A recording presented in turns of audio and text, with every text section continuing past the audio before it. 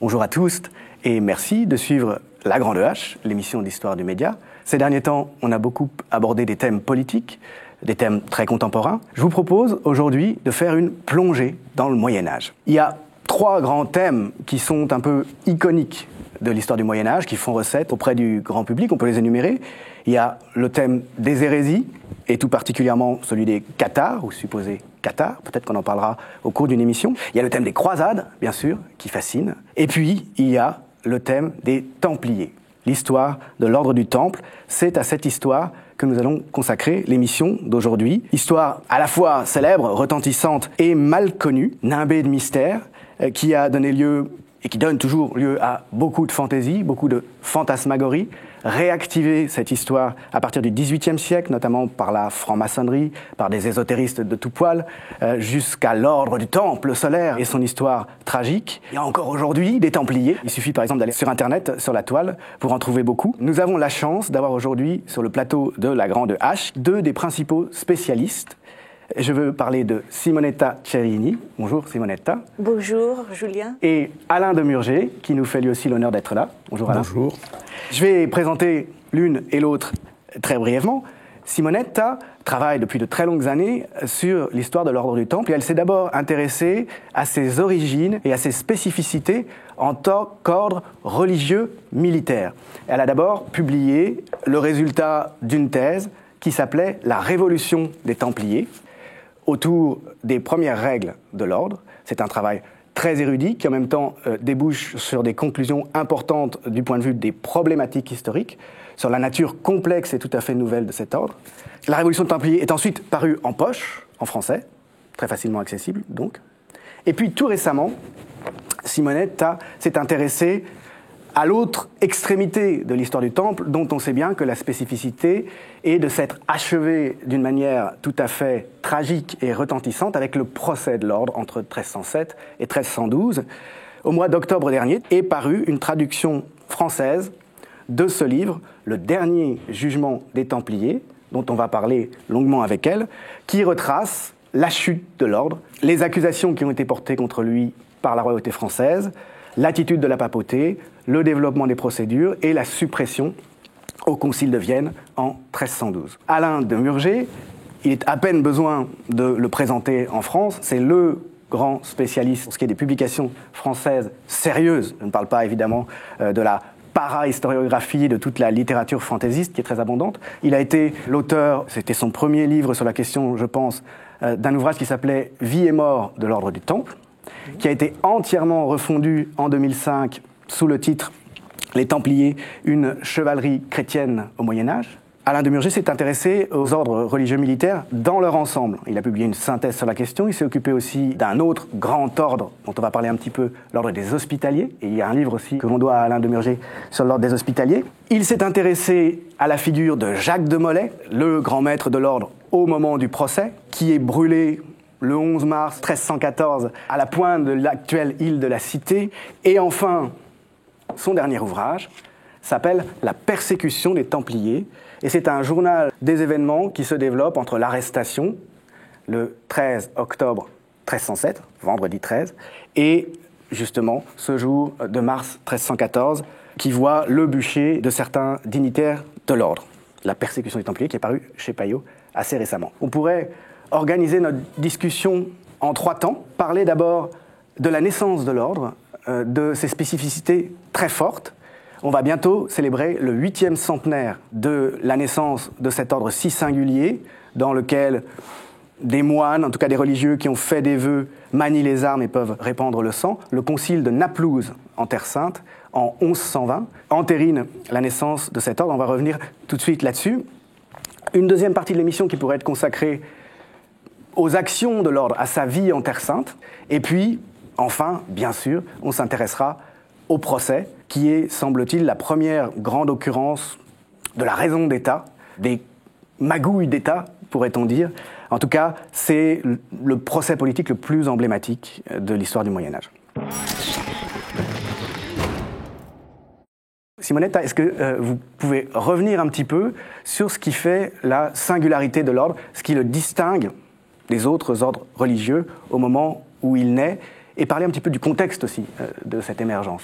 Oui, en effet, l'ordre du Temple est le premier ordre religieux et militaire de l'histoire de la chrétienté latine. De toute manière, ceux que plus tard ont été appelés comme les croisés, donc les cruces signati, ceux qui sont marqués de la croix, ceux qui ont le signe de la croix. Donc la croix, je le rappelle, c'est un signe de pèlerinage qui indiquait le but, la destination. C'est un peu comme la coquille Saint-Jacques, qui montre en fait que la destination du pèlerinage est Saint-Jacques de Compostelle. Alors que la croix, par exemple, c'était le symbole des pèlerins qui allaient jusqu'à la Terre Sainte. Donc les croisés, leur étymologie revient à cette étymologie qui revient remonte au pèlerinage, à l'idée du pèlerinage. Mais donc en 1099, nous avons donc la conquête de Jérusalem par les, ainsi dites, croisés. Par des pèlerins donc, mais c'est un pèlerinage armé. Pèlerinage armé. Il s'agit de cette conquête. Après, qu'est-ce qu'il arrive? Il arrive que presque tous les chevaliers, la majeure partie des chevaliers rentrent en Europe. Une fois Jérusalem prise. Une fois Jérusalem prise, une fois qu'ils ont été sur le Saint-Sépulcre pour être déliés du vœu de pèlerinage. Or, en gros, il y a plusieurs raisons pour rester à Jérusalem. Par exemple, il y en a qui restent parce que le pèlerinage prévoit qu'on meure dans le lieu de pèlerinage. Donc, parce qu'ils veulent mourir à Jérusalem. Il ne faut pas négliger les attentes eschatologiques qui ont poussé pas mal de gens donc, à aller en Terre Sainte. Ça, c'est quelque chose qu'on va beaucoup retrouver dans l'histoire de l'ordre du Temple, et je sais que vous avez beaucoup travaillé sur cette question de l'eschatologie. Est-ce qu'on peut revenir très simplement sur la définition de ce que c'est que l'eschatologie? Oui. Donc l'eschatologie, ça montre en fait ce que sont les derniers temps, la fin des temps, mais pas seulement la fin du temps matériel, pour ainsi dire, mais c'est le point de rencontre entre le temps et l'éternité. Donc les novissima, donc c'est comme ça qu'on les appelle en latin, les temps derniers, ça considère en fait le jugement dernier, le jugement dernier, la fin du monde et le jugement dernier. Donc la fin du monde, la descente de Jésus-Christ, pour l'eschatologie chrétienne évidemment, qui est la descente de la Jérusalem céleste. C'est ça surtout qui est intéressant pour les pèlerins qui justement allaient jusqu'à Jérusalem pour que s'accomplissent les derniers temps. Donc ils ont l'idée qu'on est arrivé au bout du temps. Au bout du temps. Terrestre. Donc, et que c'est à Jérusalem qu'il faut être. Il faut être, pour être au juste lieu, pour participer. Donc ils avaient une envie d'être des protagonistes de l'histoire avec le H majuscule. C'est ça. La grande H. La grande H. La grande H, la grande histoire, ça serait censé, pour sa partie terrestre, prendre fin bientôt. Absolument. Ça, c'est une idée qui domine tout au long du Haut Moyen-Âge, qui date de Grégoire le Grand, selon laquelle, finalement, le présent est très proche de la fin du monde. Voilà. Et ça, c'est pas une seule hypothèse à moi, le fait que les Templiers, les futurs Templiers, aient quand même cette exigence, mais c'est démontré par le fait que, par exemple, les Templiers ont demandé de traduire en langue vulgaire des textes eschatologiques très importants, dont je nomme uniquement le texte de Antichristo, donc sur l'Antichrist, du moine Atzon de Montierander.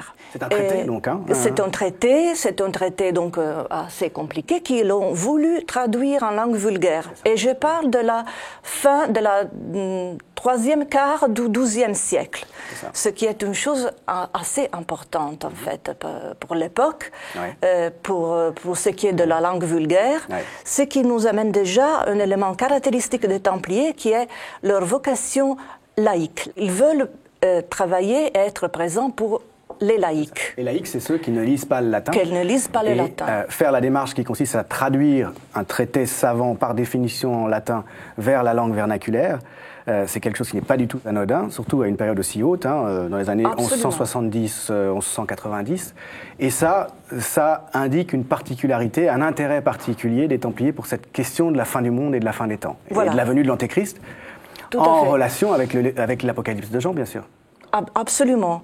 Alors nous sommes maintenant à Jérusalem, en Terre Sainte, de toute manière, et on est parmi les peu de chevaliers qui sont restés.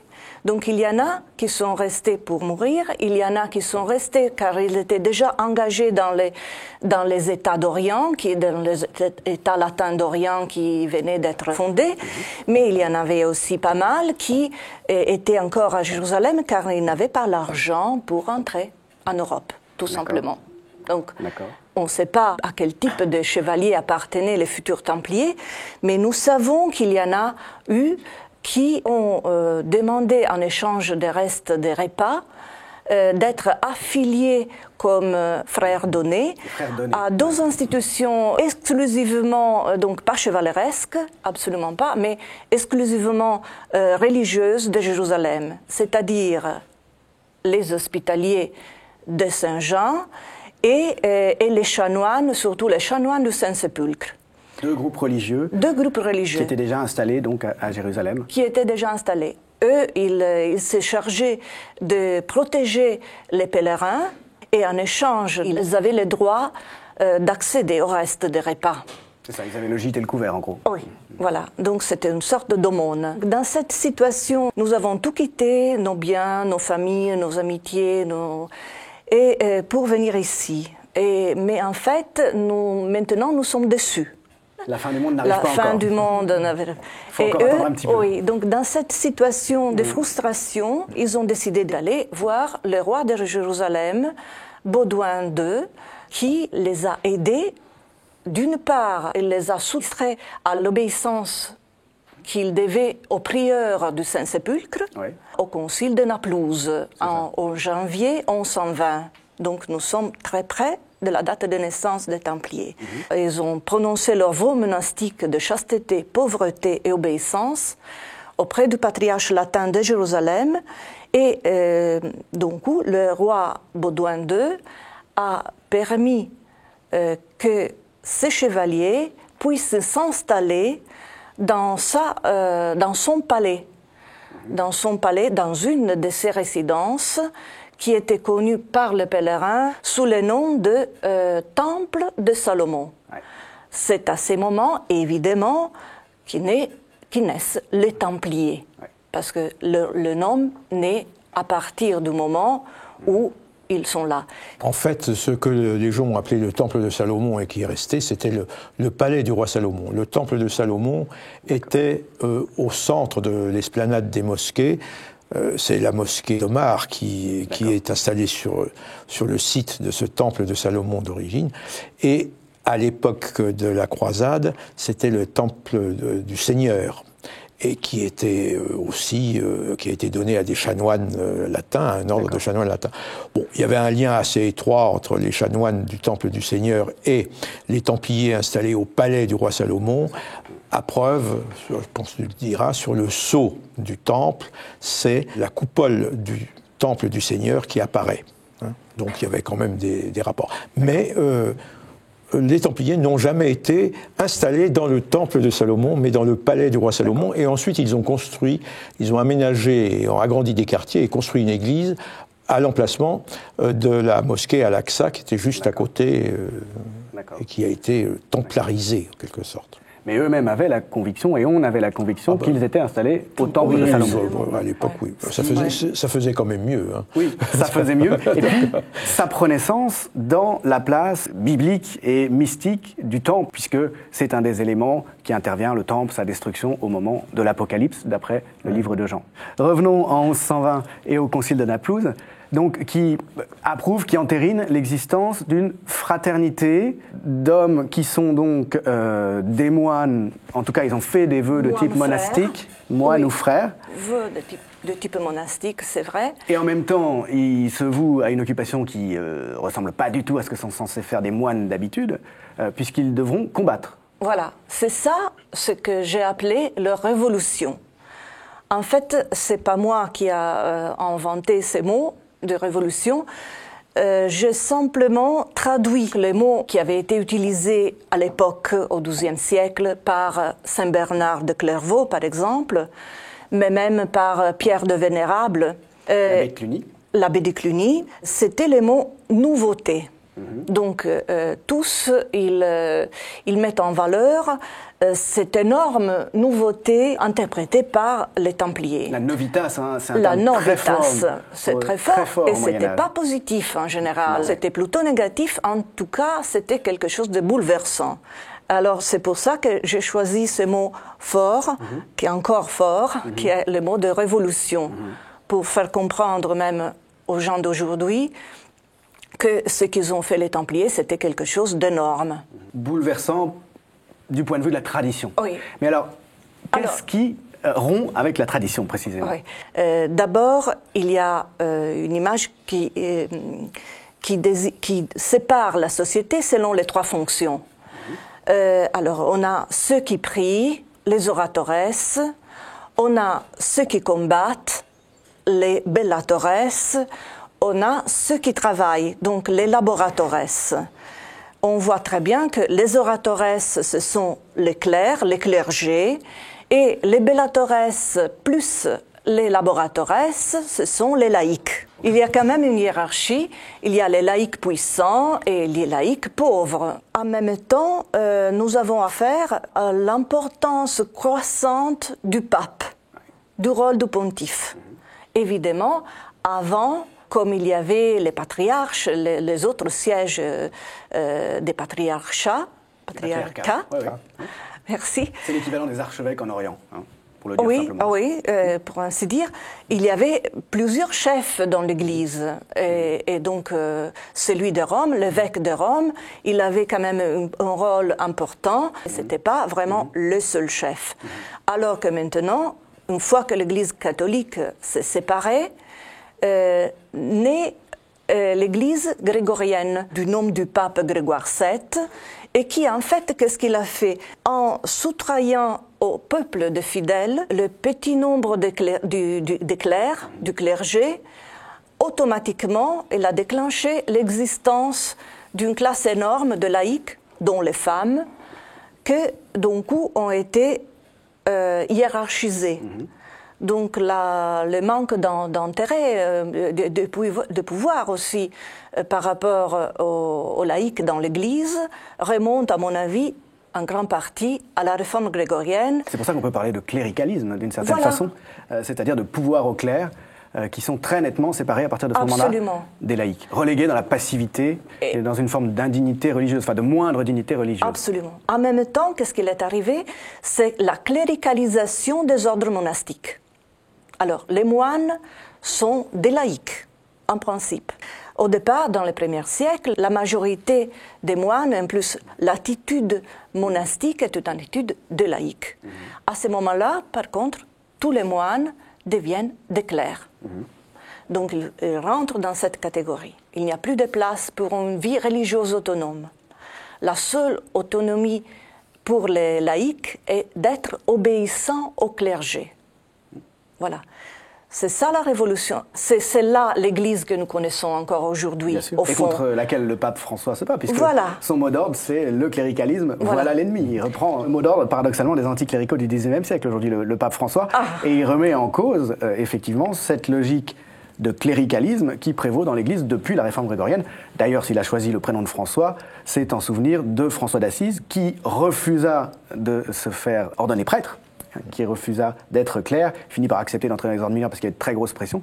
Mais François d'Assise voulait faire ce que les Templiers avaient réussi à faire un siècle avant lui, c'est-à-dire trouver un style de vie, un état qui soit intermédiaire finalement, qui mélange des aspects cléricaux et des aspects purement laïques. Absolument. Le pape François, d'ailleurs, il commence à se nommer évêque de Rome. C'est ça. Voilà, ça c'est un exemple très clair du fait qu'il voudrait, et il essaye aussi, même pour le rôle qu'il veut donner aux femmes, de remonter à une église pré-grégorienne. Voilà, ça c'est revenir à une situation c'est de pour l'Église. voir quelle était l'actualité même de nos Templiers. Parce que ça. nos Templiers, exactement, ils mettent en cause complètement ce clivage. Ils sont en même temps des religieux qui combattent, mais le combat, c'est un travail pour eux. C'est ce qu'ils savent faire. Ça permet que je pourrais t'interrompre un peu, là, pour rapporter quand même, il me semble, une petite précision sur la réforme grégorienne. Parce que, bon, toi, tu as présenté l'aspect, la réforme qui sépare radicalement laïque et clerc, cléricalisation des moines, etc., etc. Mais la réforme grégorienne a aussi lancé un mouvement qui porte cette révolution des Templiers. Ta révolution des Templiers, elle vient pas seulement des Templiers, elle vient aussi des possibilités qu'a offert la réforme grégorienne. Fini le temps où le salut, c'est vous entrez au couvent, vous priez toute la journée et puis ça se fera tout seul. Donc, il faut leur offrir des voies de salut qui sont compatibles avec ce qu'ils sont. Donc, avec le chevalier, il est chevalier, il combat, il verse le sang, il faut le sortir de cette idée qu'en versant le sang, de toute façon, il commet un péché. Et donc, l'autre versant de la réforme grégorienne, c'est d'offrir quand même aux laïcs des voies propres pour leur salut. Et la croisade en est un. Avant même l'ordre du Temple, le fait de partir en croisade est déjà un moyen de faire son salut, en mourant en martyr, etc. Donc il y a le contexte spirituel, mais pas seulement, qui contribue à la naissance du Temple. Il y a l'occasion, c'est la croisade, laquelle est elle-même fruit du contexte de la réforme grégorienne. Parce que ce sont des papes grégoriens, il faut le rappeler, la papauté grégorienne qui invente la croisade, Urbain II, successeur de Grégoire VII, qui a donné son nom à la réforme, qui prêche la croisade en 1095. Et cela aboutit. Et là, ça correspond à cette volonté de donner aux laïcs quand même une sorte de voie de salut qui leur soit propre. On va avoir des ordres religieux qui ne sont plus seulement des ordres où l'on rentre pour la prière, le retrait du monde, la clôture, etc. On agit dans le monde, les Templiers en sont l'exemple, mais aussi les hospitaliers, à partir du moment où ils vont devenir un ordre, et avant même d'être un ordre militaire, ils vont devenir un ordre charitable, l'hospitalité, etc. Et puis, un siècle plus tard, les mendiants. Les mendiants sont aussi les successeurs des Templiers et un peu le fruit de cette réforme grégorienne, à savoir que le rôle des mendiants, c'est la prédication contre l'hérésie, etc. Mais malgré tout, la discipline chrétienne plus largement. C'est ça. Les mendiants, donc les franciscains, les dominicains essentiellement, les carmes et les augustins aussi. Donc il y a quand même tout cet aspect qui, je crois, est porteur sans ce contexte-là. C'est-à-dire, sans la réforme grégorienne, je pense que l'expérience du Temple n'aurait pas existé. Il y aurait eu autre chose, il y aurait eu des confréries de chevaliers, il y en avait déjà avant. En Espagne et ailleurs, ça pouvait servir de modèle, ça pouvait durer comme ça. Mais créer, et c'est là la demande révolutionnaire, mais la demande de transformer ce qui est une simple confrérie de chevaliers auprès du Saint-Sépulcre et qui prend sa pitance à l'hôpital voisin, en un ordre religieux où on veut obéir à un maître, on veut suivre une règle et vivre une vie religieuse. Ça, c'est cette demande-là qui est fondamentale. Tout en étant combattant. Tout en étant combattant. Mais alors cette démarche, ça transgresse, bien sûr, la séparation radicale entre les clercs et les laïcs d'un côté, mais c'est aussi transgressif, plus profondément, du point de vue de l'esprit même du christianisme. Et ça va susciter beaucoup de réticences. Oui, c'est une question théologique et de principe.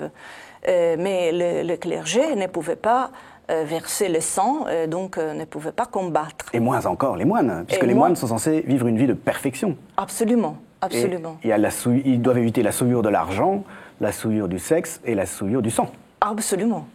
Alors, qu'est-ce qu'ils arrivent? À mon avis, il arrive Saint-Bernard de Clairvaux.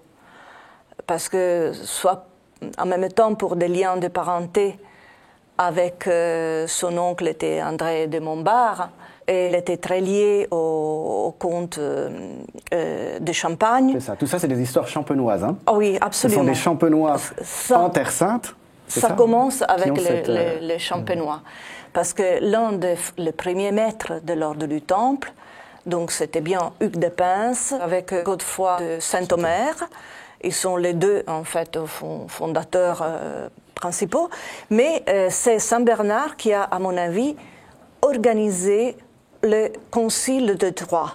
Les pères du Concile de Troyes, qui ont donc donné la règle au Temple. En 1129. En 1129, grâce donc à Saint Bernard qui a tout organisé parce qu'ils les connaissaient tous. Donc c'est évident qu'il a été un organisateur du concile, composé pour la presque totalité d'évêques et d'abbés de la Réforme. Et il y avait plein de réformés, pas dans le sens de réformateurs. Des gens qui veulent réformer l'Église, la transformer dans un sens grégorien. Absolument, dans le sens grégorien qui ont donné naissance aux Templiers. Puisque c'est la deuxième étape, donc après 1120, le concile de Naplouse, voilà. Il y a une formalisation en 1129, oui, une régularisation de ce nouvel ordre.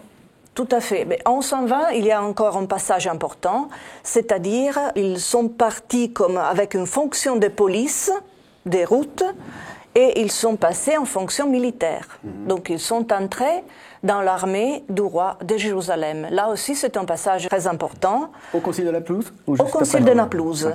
Et à mon avis, il y a d'un côté, oui, l'Église grégorienne, ça je ne suis pas complètement d'accord, mais il y a aussi sans la royauté absolue du royaume de Jérusalem, car le roi de Jérusalem n'était pas soumis ni au pape ni à l'empereur.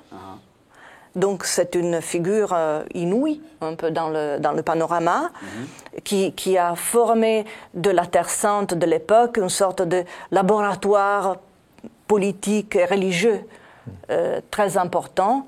Il ne demande pas de l'aide au patriarche, mais il passe par le côté laïque. Il y a une relation directe avec l'autorité royale. Oui, mais quelle autorité royale? Celle de Jérusalem, c'est très bizarre dans le panorama.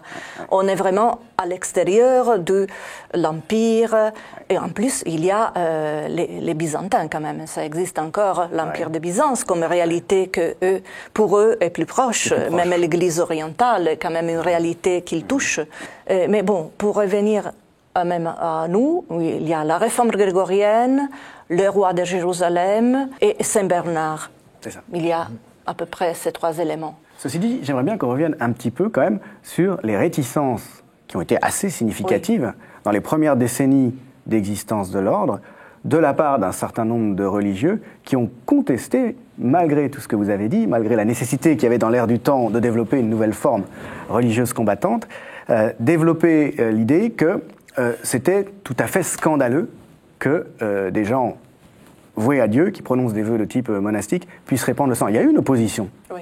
Alain de Mourget m'avait appris, il y a beaucoup d'années, qu'il y avait surtout, par exemple, le cistercien Isaac de l'Étoile. Un autre abbé cistercien du même ordre que Saint Bernard. Qui parlait donc des Templiers comme de nouveaux monstres. C'est ça. Oui. Qui considère que c'est une monstruosité. Je crois qu'il faut séparer Guigues de Chartreux et puis Pierre le Vénérable d'Isaac de Stella. Isaac de Stella, c'est vraiment une critique de fond. C'est une critique théologique. Oui, c'est en gros l'idée que verser le sang, c'est impossible, activité militaire, c'est impossible, c'est pas possible pour un moine, on peut pas être l'un ou l'autre. On mélange pas les torchons et les serviettes, c'est pas possible. Tandis que Pierre le Vénérable et Guigues de Chartreux, c'est eux, ils voient plutôt les risques.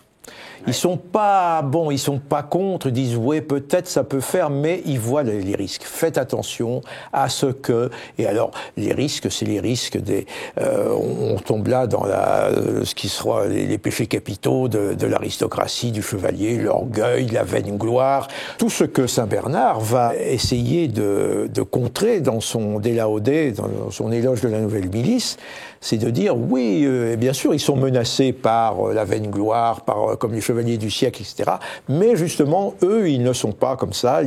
C'est la nouvelle chevalerie, la nouvelle chevalerie et la Révolution, donc, c'est ça. Bon, mais alors Saint Bernard y croit ou fait semblant d'y croire. Pierre le Vénérable et Guigues de Chartreux se disent sceptiques et disant oui, ça peut-être, mais enfin le risque sera toujours là et ça sera fondamentalement l'essentiel des critiques qui seront portées spécifiquement contre le temple tout au long de son histoire, contre le temple et les ordres religieux militaires en général. Ce sont ces critiques, la vaingloire, l'orgueil, etc. Et pas d'autres. Quand on dit qu'à la fin de leur histoire, les Templiers étaient rejetés par tous, critiqués de tous côtés, c'est pas vrai. Ils avaient les mêmes critiques depuis le début que même leurs partisans utilisaient pour dire l'arrogance, tout ça. Ceci dit, le rôle de Bernard, et notamment de cet ouvrage auquel tu viens de faire allusion, donc à la louange de la nouvelle chevalerie, qu'il rédige justement pour soutenir cette nouveauté ou cette révolution, son rôle est crucial, puisque c'est un personnage dans l'Europe occidentale des années 1120, 1130, 1140, qui est la principale autorité religieuse. On le pense saint de son vivant, et son appui a certainement été décisif, finalement, même s'il y avait un contexte très favorable au développement de l'ordre. Oui, absolument.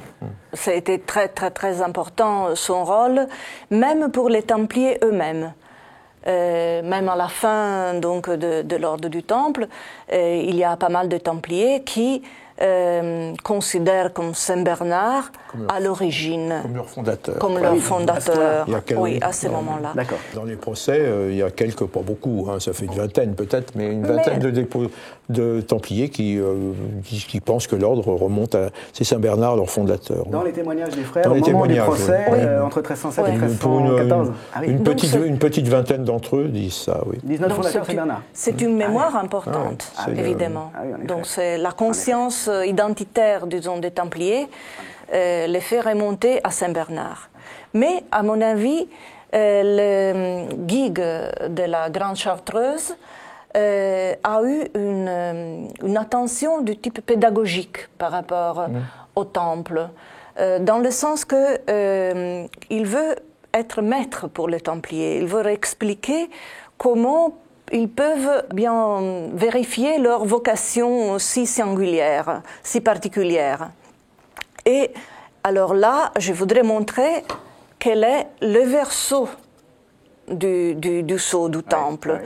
Ça, c'est l'identité donc des Templiers. Deux chevaliers sur un même cheval, ce que pour un chevalier de l'époque, c'est vraiment presque une parodie du chevalier. Oui.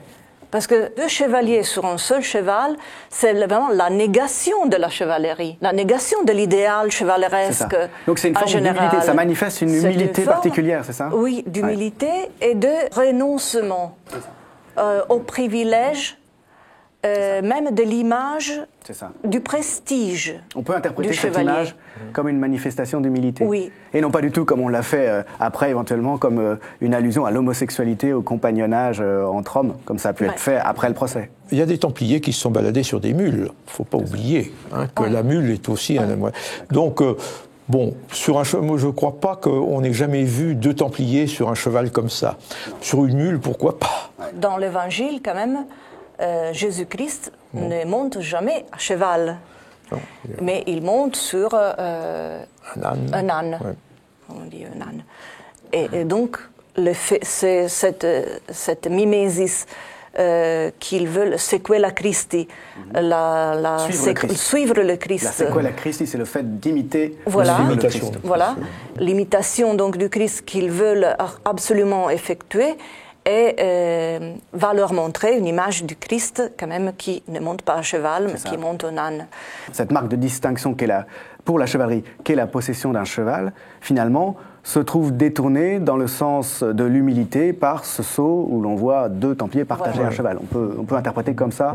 À mon avis, c'est plutôt dans ce sens. Cette révolution des Templiers a engendré une règle monastique pour un ordre religieux, donc que l'on retrouve comme pour les bénédictins, les cisterciens, les franciscaines, les jésuites, n'importe quel ordre religieux, avec une règle que j'ai appelée une règle rigoureusement anti-ascétique pour des frères et courageusement anti-héroïque pour des chevaliers.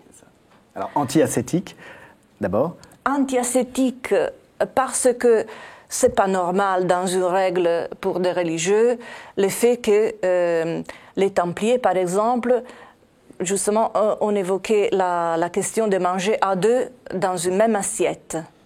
Mais dans la règle latine, pas dans la version française, on explique pourquoi. On explique et on dit qu'ils doivent manger 2 à 2 dans la même assiette, car l'un doit être attentif à que l'autre ne jeûne pas trop. Il doit vérifier mutuellement qu'il mange assez. Oui, qu'il mange assez. Pour être assez en forme pour le combat. Oui, ça c'est normal, la raison est pratique. Mais c'est pas normal qu'on fasse remarquer et qu'on souligne dans une règle monastique ou religieuse qu'il ne faut pas trop jeûner. Non, voilà. C'est l'inverse, normalement. C'est l'inverse. L'ascèse, normalement, doit être cultivée et poussée le plus loin possible. Et il ne faut pas oublier que pour un chevalier qui veut devenir saint, parce que là, le but d'un ordre religieux est celui de la sainteté. La perfection, donc la perfection, donc la sainteté. Et même l'action pour les autres. Parce que pour les Templiers, il y avait même ce côté d'action charitable, au fond, pour la société. Donc d'agir à l'intérieur de la société. Il y avait donc cette demande de vie apostolique, donc de vie commune et apostolique, où il y avait le principe de l'égalité, par exemple, qui allait à l'encontre des hiérarchies, même sociales. Donc on est égal. Le pauvre et le riche à l'intérieur du temple, le chevalier et le non-chevalier étaient quand même du même niveau, au moins en principe. Je ne parle pas toujours de principe, pas de la réalité. Et alors le deuxième versant, donc le deuxième versant anti-héroïque, le chevalier qui entre au temple ne peut pas entrer avec son cheval. Donc cette symbiose qui est normale en principe entre le chevalier et son cheval doit être brisée pour entrer au temple. Et on dit dans les statuts que le templier, une fois qu'il est entré à pied au temple, il ne peut pas choisir une monture. Ça aussi, c'est une marque d'humilité. Une marque d'humilité. Et d'abandon du décorum, finalement, de tout ce qui fait le prestige de la chevalerie laïque. Oui, absolument. Et l'on voit aussi une autre chose très simple. Et, bon, il ne faut pas chasser avec les rapaces. Les faucons, par exemple. Et là, c'était un élément privilège aussi de la noblesse, évidemment. Ouais. Donc, il faut renoncer à tout ça. Et aussi à l'or et à l'argent, sur les éperons, par exemple. Même s'ils reçoivent en cadeau des éperons d'or ou d'argent, et qui brillent, comme Michel Pastoureau le dit souvent, au Moyen-Âge, ce n'est pas tellement la couleur qui compte, mais c'est aussi les brillants. Et donc là, ils doivent noircir les éperons pour qu'ils ne soient pas brillants du tout. Ils ne peuvent pas être agressifs, ils ne peuvent pas être arrogants, ils ne peuvent pas utiliser des gros mots. Ils n'ont pas le droit de jurer. Oui. Ils doivent s'habiller tout seuls, sans avoir de serviteurs. Il y a tout un code de conduite qui prend à rebours, finalement, le style de vie seigneurial. Alors, si on avance dans l'histoire de l'ordre, au cours du XIIe siècle, il y a un succès extraordinaire dans l'Occident médiéval de cet ordre. Très rapidement, l'ordre séduit, en particulier la noblesse, mais pas seulement. Il reçoit de très nombreuses donations. Il finit par accumuler un patrimoine foncier assez considérable, tout en jouant un rôle important dans les hostilités, dans les développements politico-militaires en Terre Sainte. Oui, je crois que c'est lié. Oui. Bon, je crois qu'il faut dire au point de départ que l'ordre du Temple va être, dès le début, pratiquement, un ordre international. Bon, bien sûr, l'origine, il y a beaucoup de Français, du Bourgogne, etc., mais il devient un ordre international, très très vite, avec une organisation à 3 niveaux. La maison, qui est le centre de la vie ordinaire du Templier, maison commanderie, qui est un assemblage de petites maisons, la province et le siège central à Jérusalem, avec au sommet donc le maître et les dignitaires de l'ordre, le maréchal, le drapier, le gonfalonier, etc., le commandeur, et puis des maîtres de province ou commandeurs de province, et puis des commanderies et des maisons.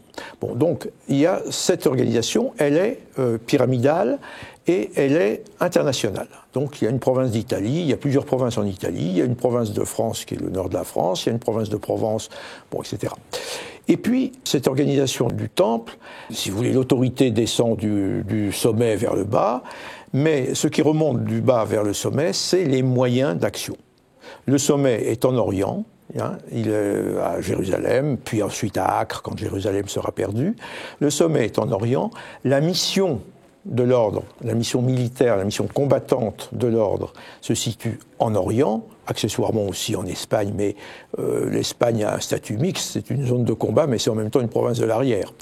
Et les moyens nécessaires à la mission sur le front se trouvent à l'arrière, dans les royaumes de France, dans les États italiens, en Espagne, etc. Et ces moyens, ce sont des terres?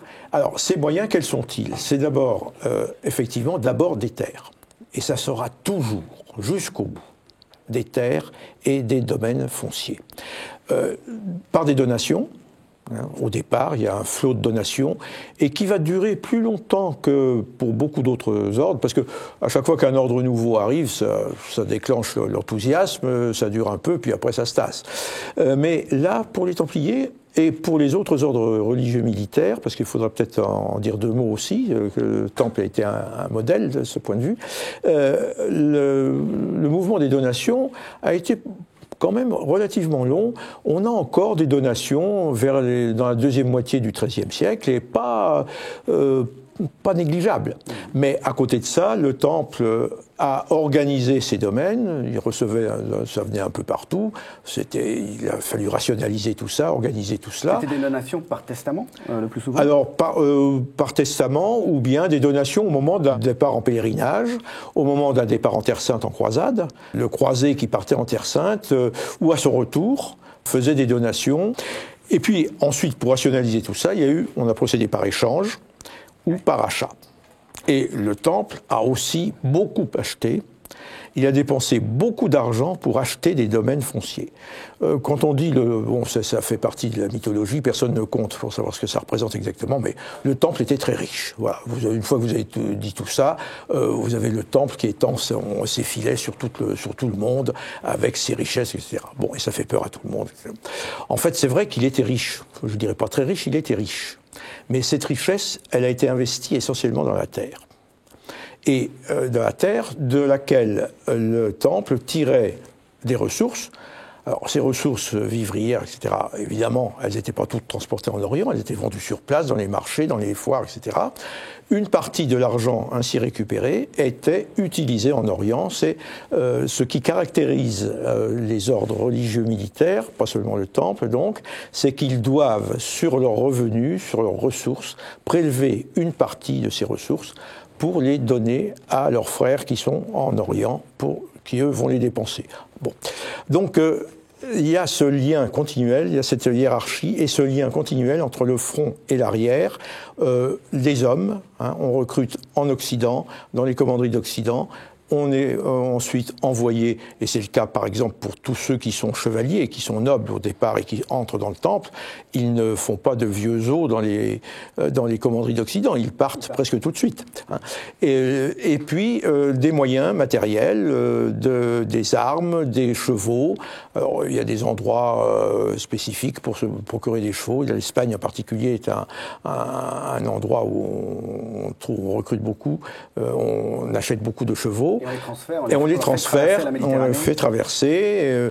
Donc il faut ces besoins matériels nécessitent des moyens de transfert. Alors donc on va avoir des bateaux.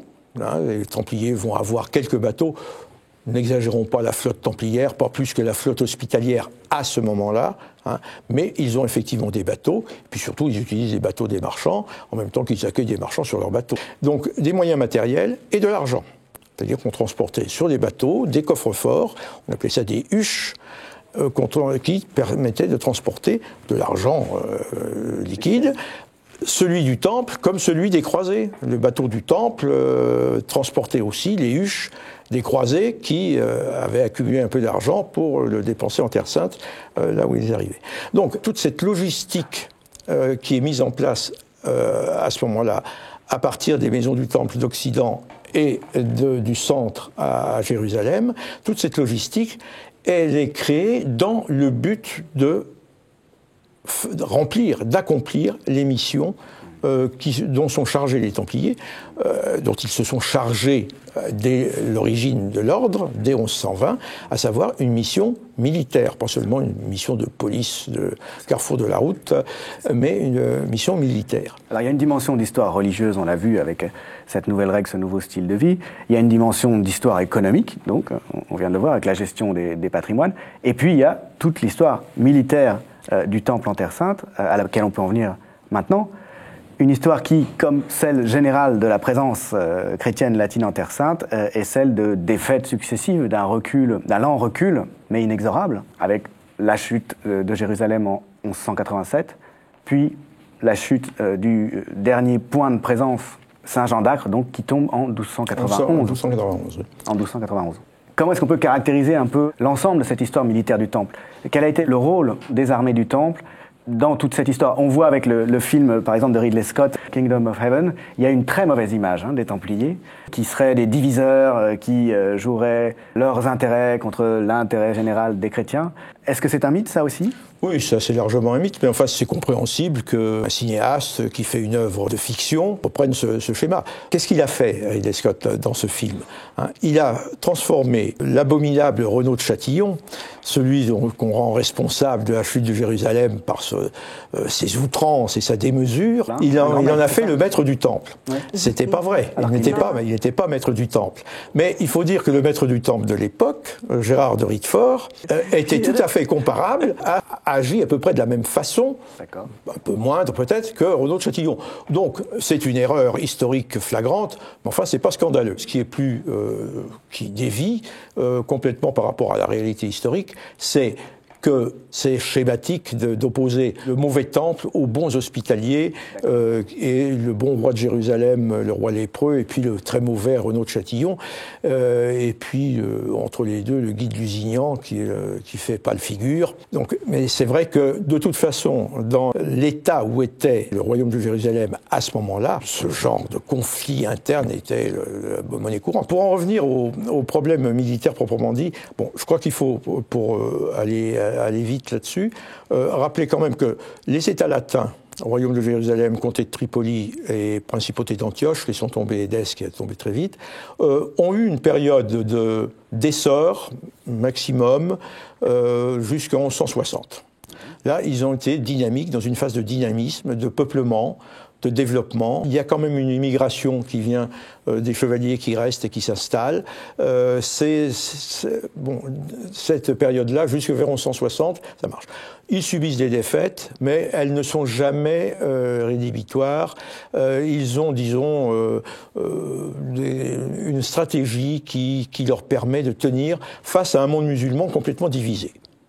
Parce que ça, les puissances musulmanes autour n'ont absolument pas tiré les leçons de l'échec de 1195, et ça a continué comme avant. Il y a bien un sultan de temps en temps qui arrive, et puis les émirs font ce qu'ils veulent, s'allient avec les croisés quand ça les arrange, bon, etc.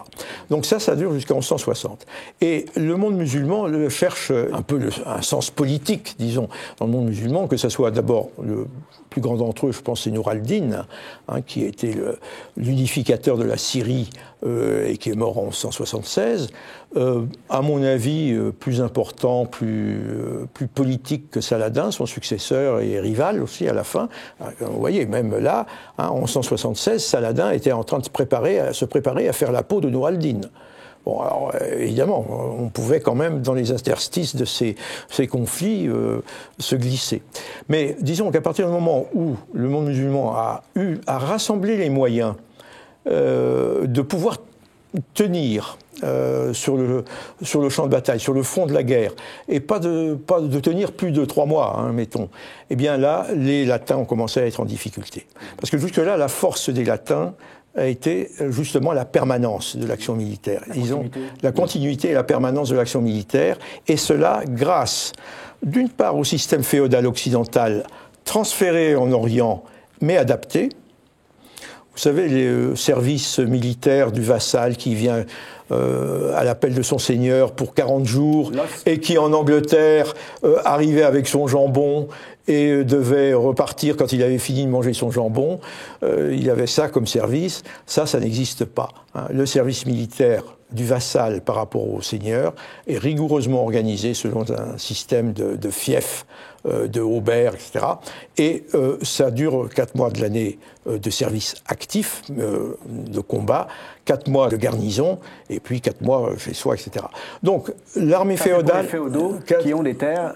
qui ont des seigneuries, qui reçoivent des seigneuries. Ils reçoivent des seigneuries, par exemple la seigneurie de Césarée, c'est une seigneurie de 100 fiefs de haubert. Le seigneur de Césarée doit fournir le service de 100 chevaliers avec ce qui vient avec. Un chevalier, c'est 5 à 6 personnes. Hein. Donc tout ça, il ne faut pas négliger le rôle de cette armée féodale dans cette période, dans la première période. Il y a l'apport des croisades, mais qui est ponctuel, souvent à contretemps. Le croisé arrive pour en découdre. Quand on lui dit « Ah mais il y a une trêve, là, il faudrait peut-être attendre un peu », il ne veut pas le savoir, il fonce. Et puis, il y a les ordres militaires. Et les ordres militaires vont fournir, alors le temple d'abord, qui a été créé, qui est le premier ordre militaire, hein. Tout le reste c'est de la limitation ou de l'évolution par rapport à ce modèle. L'ordre du temple fournit en fait une armée permanente. Et une armée permanente avec ses propres forces, c'est-à-dire les templiers, chevaliers ou sergents d'armes, et aussi avec des mercenaires qu'ils payent. D'où les besoins d'Occident. Il faut aussi de l'argent pour payer les arbalétriers, pour payer les archers, qui ne sont pas et puis pour payer les hommes de pied, les piétons. Hein, tout ça, tous ces soldats, tous ces militaires doivent être payés et doivent être soldés. C'est à cela que servent aussi les ressources. Les ressources d'Occident servent aussi à cela. Et donc, ils vont fournir alors, une armée, d'une part permanente, pas très nombreuses. Au maximum, les Templiers pourront aligner 400 chevaliers armés. Bon, l'ordre de l'hôpital autant, l'ordre des Teutoniques, quand il sera créé au XIIIe siècle, à peu près autant aussi. Ça fait quand même pas mal, 1200 chevaliers, c'est déjà une force considérable. Bon, mais en plus, ils ont les forces auxiliaires, les piétons, les archers et les arbalétriers, et la cavalerie légère des turcoples, c'est-à-dire de combattants qui combattent à la turque, cavalerie légère avec des flèches, etc., et qui sont recrutés essentiellement parmi les populations locales, chrétiens, d'Orient ou musulmans, convertis ou soldés, etc. Donc tout ça, c'est tout ça qui constitue l'armée du Temple. Et le problème, c'est que cette armée du Temple et ces armées des ordres religieux militaires vont être, en quelque sorte, c'est bien beau, une belle armée, mais c'est le pouvoir politique qui compte. Ils vont être victimes de la faiblesse politique des États latins, en même temps que de la réaction du monde musulman qui va se développer et se faire de plus en plus forte et de plus en plus efficace. Et cela va conduire à une transformation un peu du rôle militaire des ordres militaires, c'est-à-dire ils vont être de plus en plus des gardiens de grandes forteresses. C'est-à-dire que on voit après 1160, ils ont des châteaux. Mais c'est des petits châteaux, des petits points d'appui qui servent de points d'appui pour des... Ils ont une tactique, une stratégie très mobile. Hein. Ensuite, ils s'empierrent. Dans le dernier tiers du XIIe siècle et au XIIIe siècle, les ordres religieux militaires s'empierrent. Et ils sont les seuls à avoir les moyens de le faire. Ils tiennent les forteresses. Ils tiennent les forteresses. Alors, appuyés quand même sur la mer. Il faut bien voir que la situation au XIIIe siècle des États latins, elle peut sembler catastrophique, on voit effectivement s'accumuler les défaites, le territoire est peu à peu rogné, etc. Mais ils peuvent toujours s'appuyer sur la maîtrise de la mer, grâce aux flottes italiennes. Et donc, les grandes forteresses templières, hospitalières, teutoniques et les quelques forteresses royales qui subsistent sont des forteresses côtières, qui sont donc directement alimentées par la mer, qui s'adossent à la mer nourricière, où arrivent les vivres, où arrivent les hommes, où arrivent les moyens. Et de plus en plus, les forteresses intérieures sont, elles, victimes des offensives successives des États musulmans, et en particulier après 1250, des Mamelouks qui ont pris le pouvoir en Égypte, qui ont réalisé... Ils ont mis 15 ans à réaliser l'unification Égypte-Syrie, mais qui, à partir de là, en particulier sous la direction du sultan Baybars, sont en capacité de mobiliser en permanence, eux aussi, ce qui n'était pas le cas encore jusqu'à vers 1160, de mobiliser en permanence des troupes nombreuses avec des moyens nombreux. Et face à cela, eh bien, la position, disons, offensive, dynamique qu'avaient sur le plan militaire, qu'avaient les ordres religieux militaires, cède la place à une stratégie purement défensive. On s'enterre dans des forteresses énormes. Alors, on connaît le krach des chevaliers parce qu'il subsiste, mais les Templiers avaient avec Safed une forteresse absolument identique, et plus les forteresses côtières qui étaient un peu différentes, mais qui elles, pouvaient s'appuyer sur les apports côtiers, donc ça pouvait tenir. Jusqu'à la chute de la dernière qui était Château-Pèlerin. Après la chute d'Acre, qui était une ville, Château-Pèlerin, et puis Sidon, les villes, etc. Sidon. En 1291, donc. Je voudrais citer simplement Safed, car la chute de Safed nous montre un martyr qui a été cité dans les actes du procès, souvent par les Templiers eux-mêmes, qui cite le fait que, selon le chroniqueur Fidencio di Padova, de Padoue, il y avait à Safed des centaines en fait, de Templiers qui gardaient donc leur forteresse avec des franciscaines. Et ces franciscaines ont proposé aux gens qui étaient à Safed, donc aux Templiers, mais aussi aux habitants de cette forteresse, de ne pas céder à l'islam. Et le sultan Baybars donc a décidé de les tuer tous. Donc ils sont tués en martyrs, sont considérés martyrs, parce que tous, ils ont accepté d'être convaincus, en fait, par ces franciscaines. Donc on a eu un martyr en commun entre les Templiers et les franciscaines à cette époque. Ce qui est signalé même par les Templiers eux-mêmes. Évidemment, dans leur mémoire, il y avait ce passage. Il faut bien préciser que une garnison d'un château comme Safed, comme la forteresse de Safed, ou comme le krach des chevaliers, ça pouvait abriter environ 2000 personnes. Là-dessus, les Templiers n'étaient que 50. 50, qui membres de l'ordre, 50. Ouais. Hein. Ouais. Bon, parce qu'il y a toutes les troupes auxiliaires qui sont payées par les Templiers, qui sont des troupes auxiliaires. Ouais. Plus la population, une population d'esclaves musulmans qui étaient employés pour tous les travaux, etc. Donc, en fait, on a là les différentes strates. On peut pas dire il y a 2000 Templiers. Non, il y a 50 Templiers vraiment qui sont là. Hein, probablement tous chevaliers, mais pas sûr. Plus des arbalétriers qui sont souvent des Italiens, des Génois en particulier, qui sont mercenaires parce que payés. Et puis de la main-d'œuvre locale.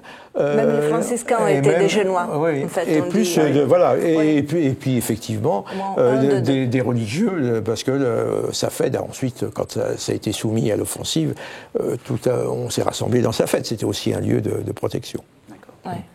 Et après la chute donc, de ces dernières forteresses, de Saint-Jean-d'Acre puis de Château-Pèlerin, les deux principaux ordres, que sont les Hospitaliers et Templiers, se retirent. Et les Teutoniques aussi, c'est ça? Alors, les Teutoniques, oui. Les Teutoniques sont créés... l'ordre du Temple est créé en 1120, 1129, c'est là d'abord. Les Hospitaliers se transforment d'un ordre hospitalier, charitable, en ordre hospitalier et militaire. Ils se militarisent. Donc. Ils se militarisent, ça prend du temps. À l'imitation du temple. La militarisation se fait à l'imitation du temple, et ensuite ils vont agir rivaux, mais pas toujours. Ils ne se sont pas battus une fois. À Acre en 1256-58, là il y a eu la guerre de Saint-Sabas.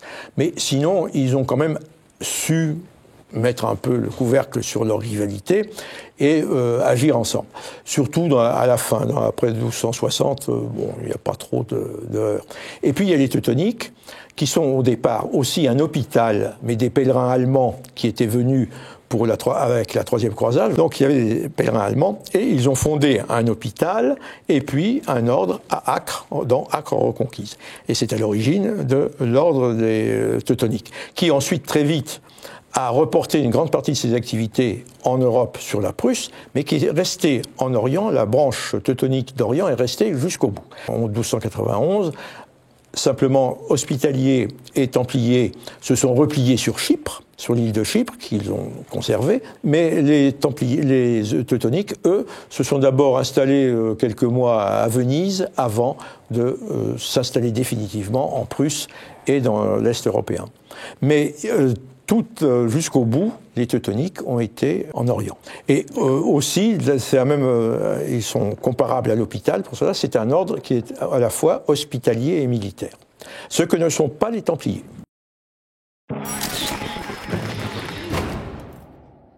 Ce qui fait la célébrité du Temple, la principale raison pour laquelle il est un objet de fascination intarissable, c'est sa fin, le procès des Templiers, qui commence en 1307, à l'automne, sur initiative du roi de France, Philippe le Bel, avec un mandement d'arrestation daté du 14 septembre, une arrestation générale dans tout le royaume au même moment, le même jour, le vendredi 13 octobre 1307, et ensuite un bras de fer terrible avec l'Église qui s'engage, avec la papauté en particulier, dont dépend directement l'ordre, et nonobstant cette dépendance statutaire des Templiers uniquement à l'égard de la papauté, c'est la royauté française qui a pris l'initiative de cette arrestation.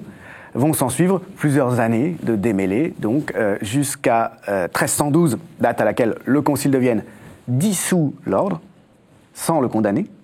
Il n'y a pas de sentence finale sur la culpabilité ou l'innocence des Templiers. Le Concile répercute une décision qui est en fait celle du pape Clément V d'abolir l'ordre et non pas donc d'aller jusqu'au bout du jugement. C'est une voie de provision, c'est-à-dire que c'est une décision administrative, ça n'est pas une sentence judiciaire. Et la question reste ouverte encore aujourd'hui de l'innocence ou de la culpabilité du Temple. Alors, je le disais, c'est l'objet du dernier livre de Simonetta Cerini, donc Le dernier jugement des Templiers. C'est aussi l'objet du dernier livre en date d'Alain de Murger, La persécution des Templiers. Je voudrais bien sûr qu'on revienne avec l'un et l'autre sur cette affaire, sur laquelle moi aussi, de mon côté, j'ai travaillé ces dernières années. Ce procès de l'ordre du Temple, il a toujours troublé des historiens, à travers les âges, à l'époque moderne et puis beaucoup au XIXe siècle. Michelet, par exemple, était très sévère avec les Templiers, il était assez convaincu qu'ils étaient coupables. Aujourd'hui, il me semble que la plupart des historiens, pas tous, mais la plupart, ont fortement tendance à penser que les Templiers étaient innocents et qu'ils ont été victimes d'une manipulation d'État, en quelque sorte d'un procès truqué. Je voudrais commencer en ayant à chacun votre point de vue sur cette question toute simple. Était-il coupable ou non ? Simonetta. En fait, c'est pas facile. On a plein d'aveux qui sont toujours presque les mêmes, qui sont évidemment bâtis sur un même schéma. Le schéma des accusations. Le schéma des accusations, mais qui ont quand même chaque fois des petites différences, des petites divergences, donc qui sont vraisemblables. Donc il faut le dire. Si on va lire des centaines de pages ou, comme je l'ai fait, comme n'importe quel historien qui doit se prononcer sur ce sujet doit faire, donc en lisant tout Michelet, par exemple. L'édition par Jules Michelet sous sa direction des aveux des Templiers de Paris, obtenus donc il a à Paris, pas mal, qui sont très nombreux. Oui. Et il y en a aussi pas mal qui ont été publiés ailleurs. Et donc, sûrement, on a l'impression qu'il soit coupable. Quelque part, pas complètement sur tout, sur toutes les questions, mais la première impression est que, mais quand même, quelque chose, ils doivent avoir fait. Alors, je rappelle quand même la nature de ces accusations. En 1307, l'acte royal développe 5 points essentiellement, et on leur reprochera toujours des choses autour de ces 5 points. Ils sont accusés d'avoir renié le Christ au moment de leur entrée dans l'ordre, notamment d'avoir craché, éventuellement même uriné sur la croix. Ce serait quelque chose qui aurait été requis au moment où les Templiers novices donc, étaient intégrés à l'ordre au cours d'une cérémonie. Ils sont accusés aussi, au cours de cette cérémonie, d'avoir accepté d'embrasser au bas de l'épine dorsale, il s'agit en fait du baiser immonde sur l'anus, marque d'entrée en secte en fait, celui qui les reçoit, le commandeur. Ils sont accusés de sodomie, ou de devoir en tout cas, selon la règle de l'ordre, accepter la sodomie, les relations sexuelles avec d'autres frères de l'ordre. Ils sont accusés de vénérer une idole à la place du Christ, ils y ont substitué une idole. Et puis, ils sont accusés de célébrer la messe sans avoir consacré l'hostie, ce qui constitue encore une offense au Christ, puisque l'hostie consacrée, c'est le Christ. Et donc, on a des centaines et des centaines de dépositions qui ont été conservées et qui contiennent les aveux des Templiers, à la lecture desquels les historiens, à travers les âges, et surtout depuis Michelet qui les a publiés pour celle de Paris, ont eu tendance à considérer qu'il ne pouvait pas y avoir de fumée sans feu. D'abord, il y a eu une omission d'actes. Il y a très peu de 134, je pense, dépositions. 138 en 138 1307 à Paris. Et en plus, Malcolm Barber et toi après, vous avez retrouvé 150 à peu près dépositions dans le reste du royaume, qui sont quand même très peu par rapport au nombre total. C'est ça. Alors là, c'est déjà une question. Et bien sûr, la majorité absolue de ces témoignages, ce sont des confessions, donc des aveux. On a beaucoup de confessions, mais on ne se rend pas compte qu'il y a encore plus de Templiers qui n'ont rien avoué et qui n'ont pas laissé de traces de ce point de vue-là. On n'a pas la trace. On n'a pas de trace. L'initiative de l'affaire des Templiers est une initiative royale. C'est pas l'Église. Il a mis le pape Clément V devant le fait accompli. Le pape ensuite a essayé de rattraper la chose en l'étendant. Philippe le Bel n'avait agi que pour le royaume de France, il ne pouvait pas décider de l'arrestation des Templiers en Angleterre, etc. Mais il essaie quand même de convaincre les autres. Il essaie de convaincre les autres de faire pareil, de faire comme lui. Mais le pape, lui, a repris la main, pour reprendre la main, a étendu l'affaire à toute la chrétienté. Donc c'est lui qui ordonne l'arrestation de tout le monde. Donc il y a cette première vague d'arrestation de 1307 dans le royaume de France, et d'aveux qui sont obtenus en différents lieux, à Paris essentiellement, mais aussi à Rouen, à Caen et dans le Midi, mais finalement très peu. Alors, qu'est-ce que ça veut dire? Ça veut dire, et les autres, où ils sont? Je crois que d'abord, il y a sans doute un certain nombre de Templiers qui n'ont pas avoué, même malgré la torture. Or, les instructions du roi étaient claires, ne sont intéressantes que les aveux. Le reste, on s'en fiche, on n'en veut pas. Donc, on a mis la main sur 2 Templiers allemands qui rentraient chez eux et qui ont été arrêtés du côté de Chaumont en 1307. On les a interrogés, ils n'ont pas avoué. On les a relâchés, ils sont partis. On a fait un procès. Il y a quand même l'agent du roi qui a dit quand même ce truc-là, il faut que je fasse un petit compte-rendu. Donc il y a une espèce de procès-verbal qui n'a pas la valeur d'un procès-verbal, mais qui existe quand même, et qui montre que les 2 Allemands, ils sont repartis tranquilles en Allemagne. Alors ça a dû se produire beaucoup plus souvent qu'on ne le pense, mais on ne le sait pas. À Paris, sur les 138 Templiers qui sont passés devant leur juge en octobre-novembre 1307, sur les 138, il y en a 134 qui avouent et 4 qui n'avouent pas. Ça, c'est des 4 qui échappent.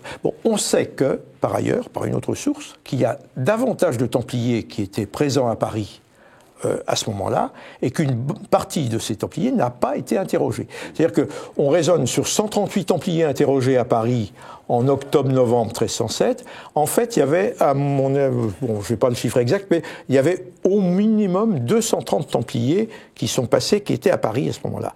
Et il n'y en a eu que 138 qui ont été interrogés. Les autres ne l'ont pas été, ou s'ils l'ont été, on n'a pas gardé, etc.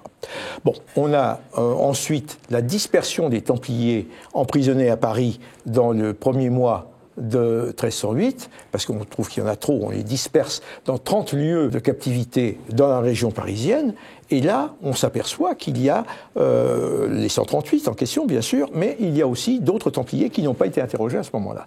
Qu'ont-ils dit, qu'ont-ils fait, ont-ils été interrogés, ont-ils nié, on n'en sait rien. Mais ils étaient là, ils n'ont pas été interrogés. Ceux qui ont avoué, qui sont donc très loin d'être la majorité, par ailleurs ont avoué sous la torture. Ça, alors là, la torture en 1307, elle a été immédiate. Obligatoire. Donc là, il n'y a pas alors, elle n'a pas toujours été pratiquée si le Templier cédait avant. Mais enfin, quand vous avez les Templiers de Caen, on commence par leur dire, ils ont nié 2 fois. Ils sont interrogés le 27 ou le 28, ils nient. Alors on les cajole, on leur dit attention, on torture pas, on commence pas tout de suite, comme ça. On leur fait remarquer que, etc. Le lendemain, rebelote, on les réinterroge, ils ne cèdent pas. Bon, ensuite, alors là, on y va plus fort, et à ce moment-là, le surlendemain, sauf un, ils avouent. Et celui qui n'a pas avoué, lui, c'est pas la 3e fois qu'il va céder, c'est la 4e, mais il cédera finalement. Parce qu'il a été torturé. Parce qu'il a été, sans doute, lui, il a été torturé. Bon, et simplement, il y a un deuxième stade où je voudrais montrer que nos sources, finalement, on n'a que des miettes pour le procès des Templiers. Il y a une deuxième phase qui est quand le pape a repris les choses en main, a repris le procès en main. C'est le bras de fer entre le pape et le roi dans le premier semestre 1308, puis le compromis, on lance 2 procédures, une sous l'autorité de l'Église cette fois. La procédure de 1307 royale est laissée de côté, on ne l'annule pas mais on n'en tient pas compte, et on lance 2 procédures, une contre les personnes et une contre l'ordre. Alors, on connaît très bien celle contre l'ordre parce qu'elle a fait l'objet de la publication de Michelet, puis c'est la plus développée, c'est là où les questions sont, etc. On connaît beaucoup moins bien les procédures contre les personnes qui ont dû se situer essentiellement en 1309 par diocèse. Et on n'a malheureusement que 2 diocèses français dans le royaume de France dont on a la procédure épiscopale, appelons-la comme ça, contre les personnes de 1309, à Clermont et à Nîmes. Et ce qu'on sait par les interrogatoires qui ont été faits par la suite pour la procédure contre l'ordre, qui est celle la plus développée, la plus connue, qui se tient entre 1310 et 1311 à Paris, pour le royaume de France, on s'aperçoit qu'il y a eu des procédures contre les personnes dans tous les diocèses pratiquement, mais on n'en connaît que 2. Mais on sait qu'il y en a eu, parce que les Templiers y font allusion, il y en a eu à Amiens, il y en a eu dans une vingtaine de lieux. Mais on n'a pas. On ne sait pas. Or, dans celle qu'on a, qu'est-ce qu'on constate ? 69 Templiers ont été interrogés par l'évêque de Clermont, 40 ont fait des aveux, plus ou moins, et 29 n'en ont pas fait. Qu'est-ce qui s'est passé dans les autres diocèses. On n'en sait rien. Au bout du compte, à partir des seuls matériaux dont on dispose, on s'aperçoit quand même qu'il y a eu 68 Templiers qui ont été brûlés en 1310 parce qu'ils ont refusé ou sont revenus sur leurs aveux, etc. Et que dans le diocèse de Senlis, où sont emprisonnés des Templiers en 1310, 1311, enfermés dans 12 à 13 prisons épiscopales ou autres dans le lieu, eh bien, il y a, sur les 117 qui sont mentionnés, il y en a plus de 60 qui sont non réconciliés. C'est-à-dire des gens qui ont, à un moment ou à un autre, dit non, qui ont refusé d'avouer. Ton point de vue, Alain, là-dessus, sur cette question de la culpabilité ou de l'innocence? Bon, moi, j'ai beaucoup varié là-dessus. J'ai toujours eu disons qu'après tout, c'était bien possible que dans l'ordre du Temple, il y ait des choses bizarres qui se passent, soit parce qu'il y avait des individus qui n'étaient pas bons, etc., ça peut arriver, soit parce qu'il y avait un rituel d'initiation, de bizutage, machin comme ça. C'était un peu l'idée qu'on avait, qui traînait quand on voulait défendre les Templiers, quand j'ai commencé à travailler dessus dans les années 80. Quand on voulait défendre les Templiers, c'était ça. Ils ont bizuté mal, quoi. Enfin, ils avaient un rituel de bizutage qui a été mal interprété. Qui a été repris contre eux. Il y avait déjà cette idée chez Michelet. Oui, déjà. Mais bon, quand même, après, j'ai évolué. Ce qui m'a convaincu, finalement, de me rallier à la thèse que les Templiers ne sont pas coupables et que tous les aveux qui ont été obtenus, c'est la torture, c'est l'examen minutieux de ce qui s'est produit entre février et mai 1310. Quand la commission pontificale chargée de juger l'ordre en France a convoqué à Paris tous les Templiers du royaume qui voulaient défendre l'ordre. Les autres ne l'intéressaient pas, c'est ceux qui voulaient défendre l'ordre. Ça a mis du temps à démarrer, et quand c'est venu, ça a été une sorte de marée. Pendant tout le mois de février, il y a plus de 600 Templiers qui sont venus d'un peu partout, de 43 lieux dans tout le royaume, beaucoup plus de la France du Nord que du Sud, enfin ça s'explique, et qui sont venus pour défendre l'ordre dans leur majorité. Il y en a 5%. L'accusation royale s'est trouvée en difficulté, très délicate. Complètement en difficulté. Et ce qui est intéressant dans cette période, c'est qu'ils ont produit des textes présentés à la commission pontificale pour justifier leur défense. Et on a un de ces mémoires en défense de l'ordre qui est présenté par une centaine de Templiers venus de 8 lieux de détention différents de Paris. Là, en 1310, on a quand même 600 Templiers, pas loin de 600 Templiers, qui sont prêts à défendre l'ordre et qui donnent des arguments en faveur de l'ordre, qui rejettent absolument toutes les accusations portées contre l'ordre. C'est à ce moment-là que l'entourage royal, l'entourage de Philippe le Bel, réagit d'une manière absolument drastique, en faisant brûler... En accusant de relapse des Templiers qui se sont présentés pour défendre l'ordre devant la commission pontificale et qui, auparavant, avaient avoué dans des interrogatoires individuels, etc. Donc de façon très expéditive et dans une légalité très douteuse, en fait, l'archevêque de Sens, qui est le frère de l'un des principaux conseillers du roi de France, Enguerrand de Marigny, Philippe de Marigny, envoie au bûcher 54 Templiers, ce qui terrorise évidemment les autres. Quand le Concile de Vienne se réunit à l'automne 1311 avec pour objectif de juger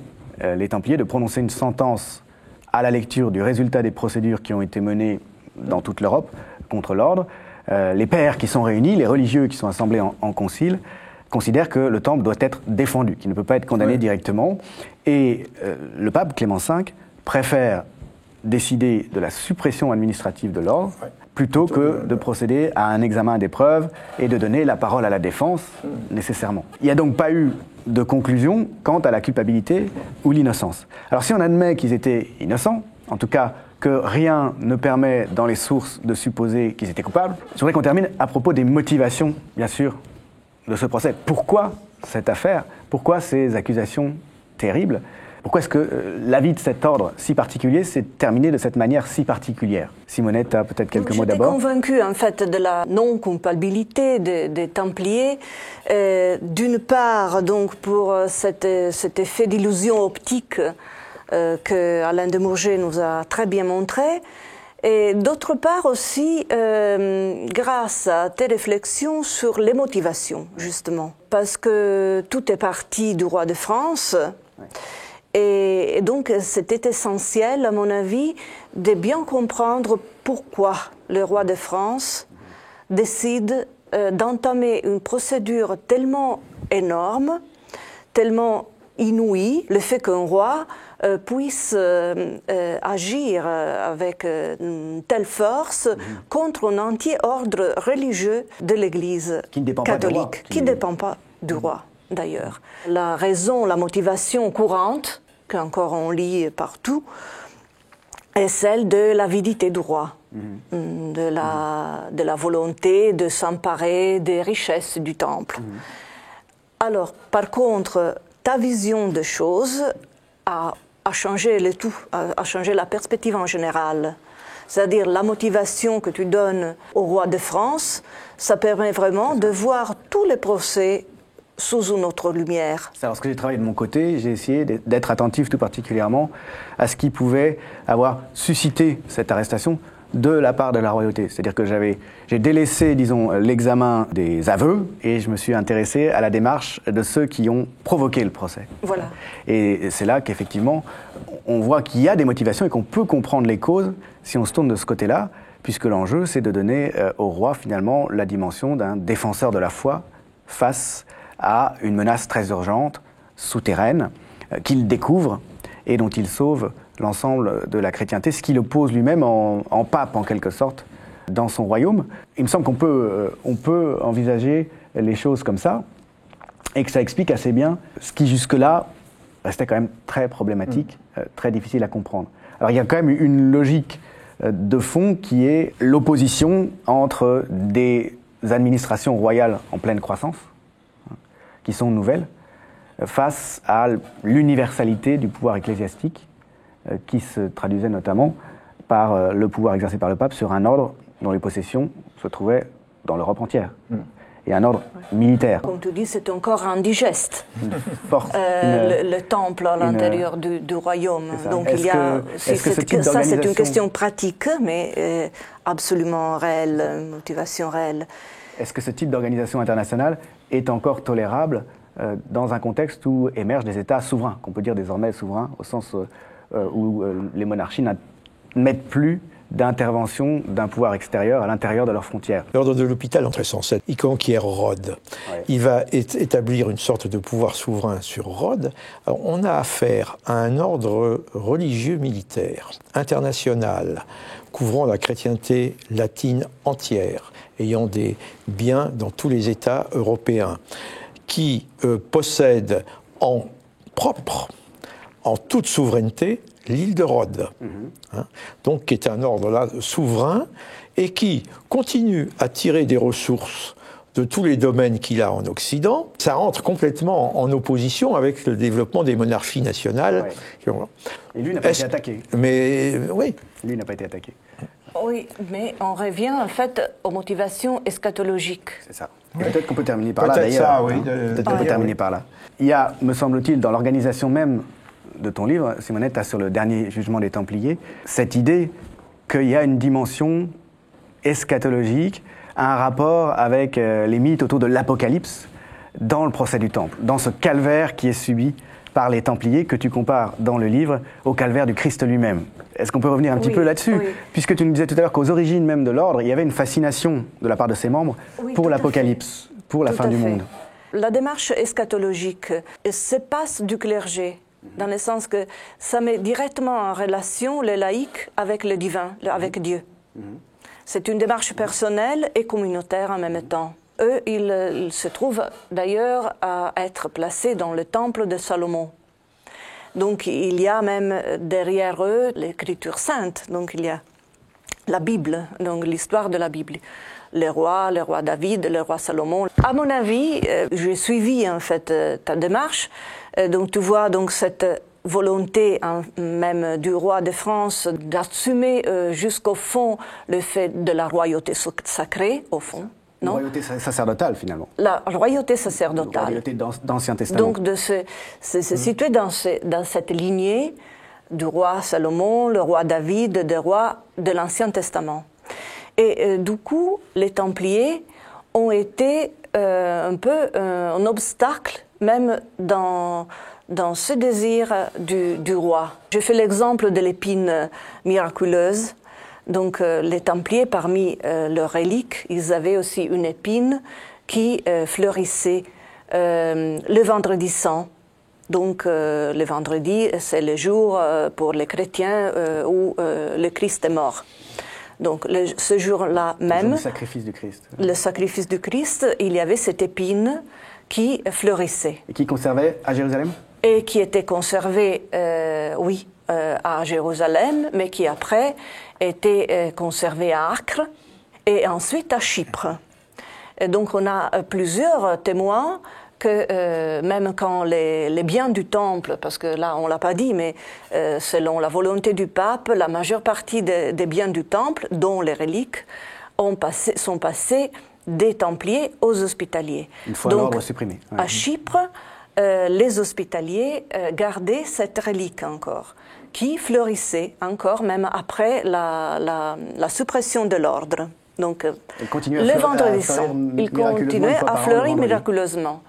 Alors, ce qui est la preuve qu'ils n'étaient pas coupables. Et les Templiers, en fait, pendant le procès, ils écrivaient, mais si nous étions vraiment coupables, pourquoi est-ce que cette épine aurait fleuri ? Pourquoi est-ce qu'elle continuerait à fleurir ? Pourquoi est-ce qu'elle aurait fleuri ? C'est ça, régulièrement, miraculeusement. Donc ils l'ont montré comme une raison de leur innocence. C'est ça. Ouais. Et ce qui était tout à fait logique, évidemment, ça aurait dû être considéré comme une épreuve. Oui, ils n'avaient peut-être pas de bons théologiens pour les défendre, mais ils avaient quand même des arguments qui ne manquaient pas de piquant. Alors que par opposition, le la roi royauté... de France, qu'est-ce qu'il avait ? Il avait la couronne d'épines que le Saint-Louis avait acheté de l'empereur latin de Byzance, de Constantinople, donc qu'il avait apporté avec un grand mouvement de foule. Avec une belle procession et des fêtes extraordinaires en 1239. Voilà, elle avait apporté en Saint-Louis en France. Et qui avait après été abrité dans la Sainte-Chapelle. Et Et donc, la volonté donc, de pontificalisation ou de se faire pape dans son royaume du roi de France. Pape ou roi prêtre de l'Ancien Testament. Ou roi prêtre, encore mieux. Successeur du Christ comme roi prêtre. Tout à fait. Utilise aussi sa descendance de Saint-Louis. Et donc, même la couronne d'épines et la Sainte-Chapelle. Et dans ces passages, quand même, de Saint-Denis à la Sainte-Chapelle, par exemple, le corps de Saint-Louis, qui a été la tête, parce que le corps, c'était à Tunis, si je ne me trompe pas. Sa tête était conservée à Saint-Denis. Mais sa tête était conservée à Saint-Denis, mais c'était justement le roi Philippe le Bel qui a voulu prendre et transférer la relique de la tête couronnée de Saint-Louis dans la Sainte-Chapelle. Donc dans un lieu privé. L'année d'avant l'arrestation des Templiers. En 1306. Voilà. Et donc, de ce point de vue-là, du point de vue de la mystique eschatologique, il y a une très forte cohérence. Une liaison parfaite. Et en plus, dans la liturgie, pour fêter donc, les reliques de la Passion, et dont la couronne donc, d'épines. À la Sainte-Chapelle, donc. À la Sainte-Chapelle. Dans la liturgie, c'est bien écrit que le Christ, pour la seconde venue, c'est pour ça le côté eschatologique, quand il viendra à nouveau. Pour le jugement dernier. Au jugement dernier, à l'Apocalypse, il ne viendra plus à Jérusalem, mais à Paris. En effet, pour nous, aujourd'hui, c'est compliqué de penser à une importance eschatologique. Mais il faut évidemment revenir à l'époque. Alors, à ce moment-là, le temple de Salomon, c'était à Paris. Et les Templiers ne pouvaient plus exister. Il y avait une sorte d'incompatibilité du point de vue de la mystique royale entre l'existence de l'ordre du Temple et la nouvelle vocation. Cette petite épine miraculeuse a entravé le mécanisme parfaitement forgé par le roi Philippe le Bel, bien que le pape ait demandé de torturer les Templiers là. À partir du moment où il considère qu'il faut en finir le plus rapidement possible avec l'ordre. À travers, disons, l'étude de la boule de suppression, d'abolition de l'ordre, la Vox in Excelso, dont j'ai retrouvé 2 manuscrits. Donc, c'est un texte qui est riche, c'est aussi enrichi par rapport au texte édité, des variantes de ces 2 manuscrits qui se trouvent un à Dijon et l'autre à Barcelone, et dont j'ai pu reconstituer toute la pensée du pape. Et je me suis rendu compte, en fait, qu'il a changé d'avis. Il a changé sa position. Oui, il a changé sa position, et on le voit très bien parce que cette boule, elle reprend, comme c'est normal, les boules précédentes, mais avec des variantes. Donc normalement, il reprend la Facens Misericordiam de 1308, celle justement avec laquelle le pape il a déclenché les 2 procédures. Et chaque fois, c'est là que l'on peut vraiment découvrir les changements du pape, qui vont d'une présomption d'innocence plutôt vers un désir presque de culpabilité. Pour régler la question définitivement. Pour régler la question définitivement. C'était devenu une affaire trop encombrante. Oui, et on voit qu'au fur et à mesure, dans cette dernière bulle, d'une part, il fait honneur aux origines du temple, mais d'autre part, il donne toute la responsabilité à Jacques Desmoulins et à Hugues de Perrot. C'est ça, aux dirigeants de l'ordre. Aux dirigeants de l'ordre. C'est-à-dire qu'il épouse finalement le point de vue du roi. En tout cas, il veut se débarrasser de l'ordre qui est devenu trop encombrant finalement dans les relations avec la royauté française. Et donc, dans ce contexte, il voudrait quand même, il reçoit toutes les enquêtes de tous les pays d'Europe, et donc il se rend compte qu'il n'y a pas de raisons pour prouver leur culpabilité. Et c'est pour ça quand même qu'il insiste, il dit non, vous devez les torturer parce qu'évidemment, il a besoin d'avoir des aveux qu'il n'a pas. Mais ça n'a pas marché, même la torture. Ça n'a pas marché. Et on a Rinaldo, l'archevêque de Ravenne, qui écrit des pages très importantes dans l'histoire du droit international, quand il dit que la torture ne peut pas absolument. Donc ceux qui ont fait des aveux, pas seulement parce qu'ils étaient torturés, leurs aveux ne doivent pas être considérés comme valables. Et même s'ils avaient fait des aveux, par crainte d'être torturés. Et en effet, l'archevêque de Ravenna a été éloigné et marginalisé au cours du Concile de Vienne par le pape. Donc le pape voulait quand même en finir. Le pape voulait en finir. Ça, je crois que c'est. Même s'il est... Il en avait vraiment ras la casquette, comme on peut dire, de cette affaire. Il fallait que ça se termine. Voilà, donc des motivations mystiques qui, paradoxalement, inaugurent l'histoire de l'État moderne avec un procès truqué contre des religieux pour mieux exalter une royauté. Merci à l'une et à l'autre d'avoir participé à ce numéro de La Grande Hache, centré sur l'histoire du Temple et de sa chute. Merci. Merci aussi.